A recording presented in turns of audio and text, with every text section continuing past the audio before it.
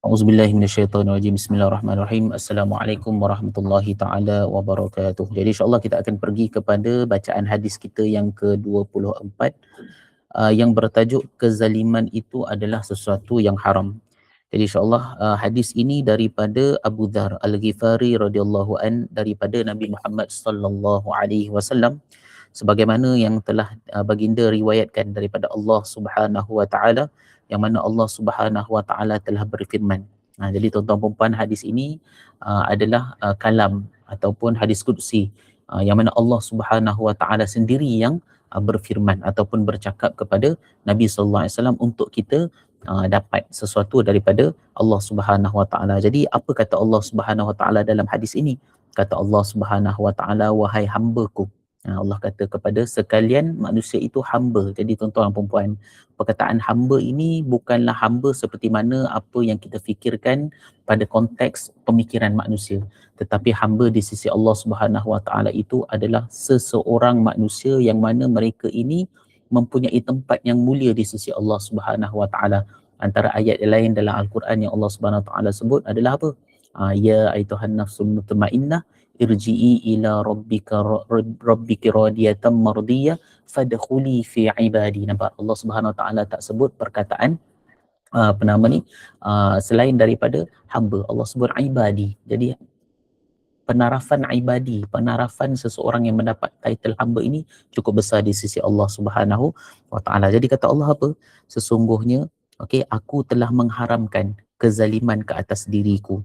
Dan Allah kata lagi, aku telah mengharamkan kezaliman antara kamu. Lalu Allah kata apa? Maka janganlah kamu saling melakukan kezaliman.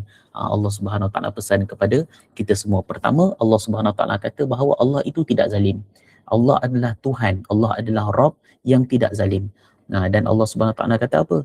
Wahai manusia, apabila aku tidak menzalimi kamu, maka kamu juga jangan menzalimi sesama manusia. Nampak apakah yang dimaksudkan zalim itu?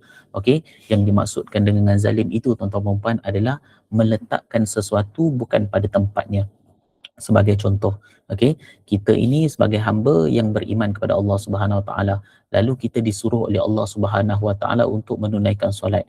Maka apabila kita disuruh oleh Allah Subhanahu wa taala dengan arahan supaya menunaikan solat, lalu kita tidak menunaikan solat itu, jadi itu dipanggil sebagai zalim. Sebab apa? Kita ini telah ditempatkan, diletakkan oleh Allah Subhanahu wa taala sebagai orang Islam supaya menunaikan solat.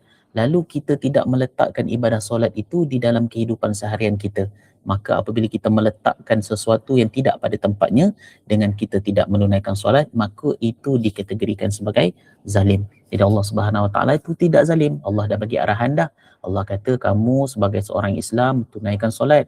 Lalu kita tidak menunaikan solat, maka kita telah menzalimi diri kita. Macam mana pula pengertian kita menzalimi orang lain?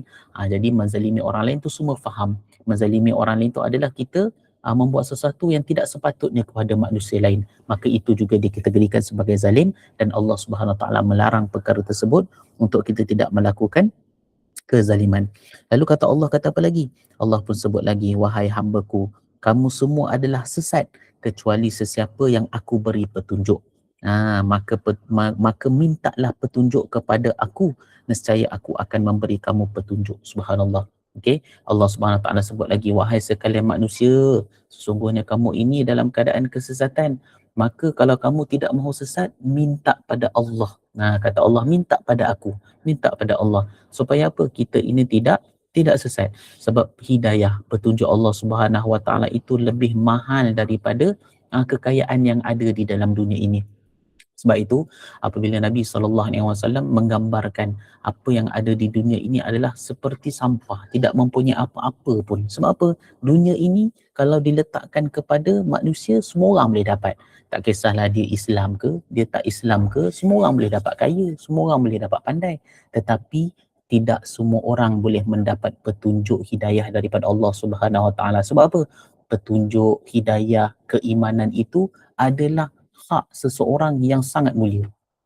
Tidak semua orang boleh dapat iman.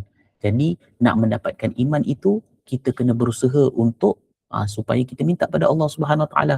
Kalau nak minta kaya, semua orang boleh kaya, tuan perempuan. Kalau semua orang nak harta, semua orang boleh dapat harta, tuan perempuan. Kalau semua orang nak makan, semua orang boleh makan kat dunia.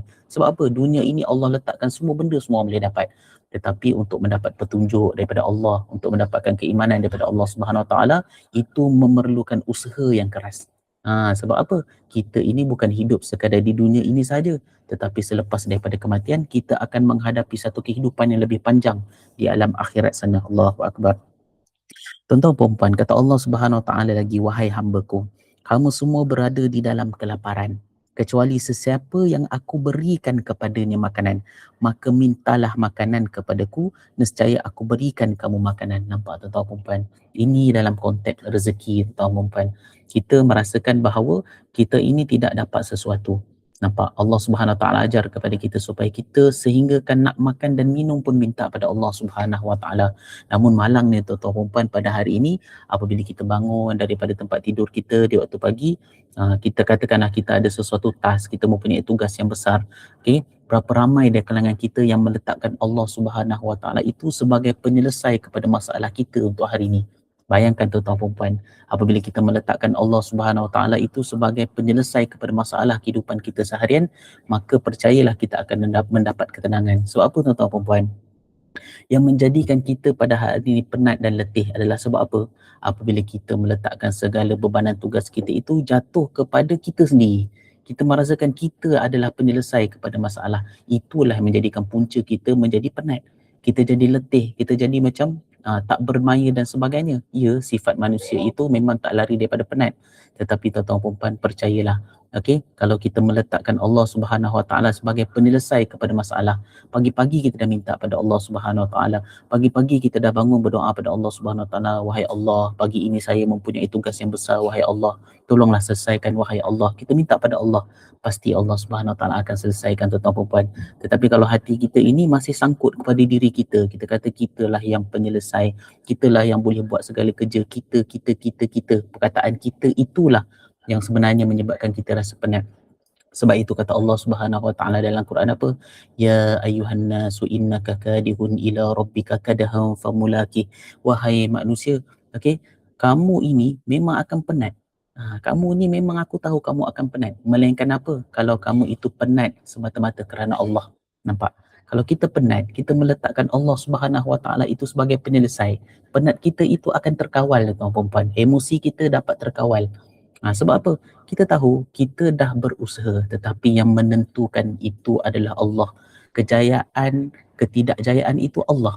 Sebab ianya berbalik kepada rezeki kita.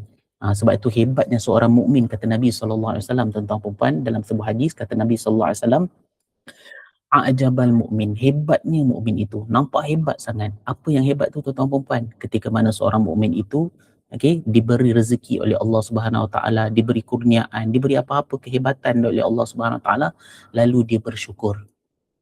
Pertama, seorang mukmin itu apabila dia diberi oleh Allah Subhanahu Wa Taala kelebihan, kurniaan, rezeki, pelbagai apa yang ada di dalam kehidupan dia, lalu dia sambut dengan syukur. Itu yang pertama, hebatnya yang pertama. Kedua tuan-tuan perempuan, hebatnya seorang mukmin, kata Nabi SAW, apabila dia diberi dengan bebanan tugas, diberi dengan ujian yang sangat besar, lalu dia bersabar dengan ujian tersebut. Dia tak sempat, orang kata tidak sempat melatah lebih, orang kata. Jadi dia ambil semua benda itu, apabila dia dapat rezeki, kurniaan, pujian daripada apa-apa sekalipun daripada Allah Subhanahu Wa Taala, disambut dengan kesyukuran. Dan apabila dia diberi dengan bebanan tugas yang banyak, diberi dengan ujian yang berat, kesakitan, segala jenislah yang susah itu, mudarat dan sebagainya, dia bersabar. Jadi inilah kategori mukmin yang mana Allah Subhanahu Wa Taala, Nabi sallallahu alaihi wasallam sebutkan hebatnya seorang mukmin itu. Dalam kehidupan dia disambut dengan dua je. Apabila diberi nikmat dia bersyukur, dia kata alhamdulillah, dan apabila dia diberi ujian maka dia bersabar. Jadi nak sabar tu tuan perempuan bukan mudah, tuan perempuan. Sabar itu tak cukup dengan kata-kata di bibir. Tetapi bagaimana kita dengan Allah Subhanahu Wa Taala, maka di situlah ukuran nyata kesabaran kita kepada ujian yang Allah Subhanahu Wa Taala berikan. Sebab itu dalam Quran Allah sebut apa? Innallaha ma'as sabirin. Wasta'inu bis-sabri was-salah. Allah kata apa? Kamu ni, aku tahu kamu dah diberi ujian. Tapi kata Allah apa? Wasta'inu bis-sabri. Allah tak suruh pergi buat ibadah dulu. Tetapi Allah mulakan dengan apa? Apabila kamu mendapat ujian, kata Allah, wasta'inu bis sabri. Mulakan dengan sabar. Maksud sabar tu apa? Duduk relax kejap. Fikir, aku dah dapat ujian ni, aku dah dapat tugasan yang berat ni. Maka apa yang perlu aku lakukan? Sabar dulu. Tenang dulu. Bila dah tenang sekejap, wassalah. Wasta'inu bis sabri wassalah. Salah tu apa? Doa kepada Allah Subhanahu Wa Taala. Kalau dalam konteks ibadah yang lain, kita solat, tidak meninggalkan solat. Sebab apa? Ketika mana kita solat, kita meminta pada Allah Subhanahu Wa Taala. Okay. Apabila kita minta pada Allah Subhanahu Wa Taala, maka di hujungnya adalah kejayaan. Sesiapa yang menunaikan solat itu, dia akan mendapat kejayaan. Hayya 'alas salah, hayya 'alal falah. Okay, marilah solat. Dan apabila kamu solat, maka kamu akan mendapat kejayaan di sisi Allah Subhanahu Wa Taala. Nampak? Itu antara benda-benda yang kita boleh praktik dan boleh kita amalkan bersama-sama, tuan-tuan dan puan. Sebab apa? Untungnya kita mempunyai Allah. Sebab kita ni dah ada keimanan daripada datuk moyang nenek kita dulu, dah diterapkan dengan beriman itu pada Tuhan yang namanya Allah. Tinggal kita nak merealisasikan bagaimana kita nak menghadam rasa perasaan kita itu bertuhan sahaja. Yang menjadi masalah kepada diri kita sekarang ini adalah apa? Kita kurang rasa hidup itu bertuhan. Sebab kita rasa diri kita sahajalah penyelesai masalah. Diri kita sahajalah yang mampu untuk selesai masalah. Kita tak mampu, tuan-tuan puan. Kita tidak mampu. Melainkan kita ini hanya boleh bergantung harap pada Allah. Usahalah tara mana pun, kalau kita tidak meletakkan Allah sebagai keutamaan, maka kita akan penat dan kita akan letih seletih-letihnya ketika mana kita hidup di dunia. Tetapi apabila kita meletakkan usaha kita itu sekadar usaha untuk kita lengkapkan tawakal kita kepada Allah Subhanahu Wa Taala, maka insya-Allah Allah Subhanahu Wa Taala akan bagi ketenangan kepada kita, akan memberi kemudahan di dalam urusan hidup kita. Wallahu a'lam. Jadi mudah-mudahan dengan sedikit perkongsian ini, terutama untuk diri saya sendiri dan mungkin untuk sahabat-sahabat kita yang hadir pada pagi ini, insya-Allah memberi motivasi dan semangat untuk kita untuk meneruskan kehidupan kita semata-mata kerana Allah Subhanahu Wa Taala, iaitu beribadah. Anggaplah semuanya ibadah kepada Allah Subhanahu Wa Taala. Jadi tuan-tuan dan puan, sebelum saya tutup kita punya pagi ini, jadi mungkin kita jemput Cikgu Yusbi ke untuk memberi sedikit peringatan kepada kita semua, apa-apa saja. Silakan Cikgu Yusbi. Baik, terima kasih Ustaz. Jadi terima kasih kepada semua yang dapat hadir pada hari ini. Jadi alhamdulillah kita dapat berjumpa pada hari ini untuk kita mendengar sedikit santapan rohani. Semoga apa yang diberikan oleh Ustaz tadi akan menjadi pedoman kepada kita untuk kita menjadi insan yang lebih baik dan kuat. Dan semua yang kita laksanakan, semua yang kita buat adalah kerana Allah Ta'ala. So terima kasih Ustaz atas santapan rohani pada hari ini. Jadi itu saja daripada saya. Terima kasih. Alhamdulillah, terima kasih kepada Cik Yusbi atas peringatan tadi. InsyaAllah saya doakan mudah-mudahan kita semua diberi kemudahan kehidupan di dunia akhirat. Amin amin ya rabbal alamin. Jadi saya setakat itu saja tuan-tuan. Pada pagi ini kita tutup majlis kita dengan tasbih kafarah as-sata'as. Subhanakallah bihamdi asyhadu an la ilaha illa anta astaghfiruka wa atubu ilaik. Bismillahirrahmanirrahim. Wal 'asri innal insana lafi husrin illa alladhina amanu wa 'amilus solihati wa tawassaw bil haqqi wa tawassaw bis sabr. Wabillahi taufiq wal hidayah. Assalamualaikum warahmatullahi taala wabarakatuh. Selamat bertugas.